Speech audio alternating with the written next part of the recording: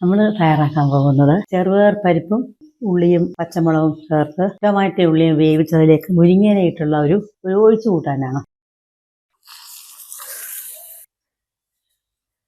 നമുക്ക് ചെറുപയർ പരിപ്പിലേക്ക് ടൊമാറ്റോ, സവാള ഇത് അരിഞ്ഞിട്ട് ഇതിലേക്ക് വീട്ടിലാണ് ഫ്രഷ് മുരിങ്ങയില,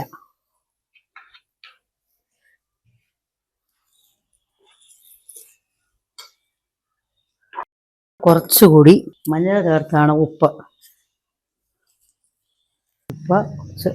മുളക് പൊടി ചേർക്കാം.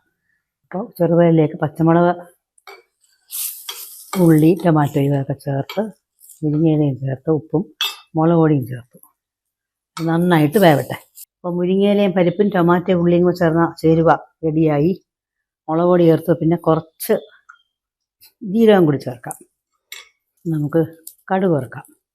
എണ്ണ ഒഴിച്ചു, കടുകിട്ടു.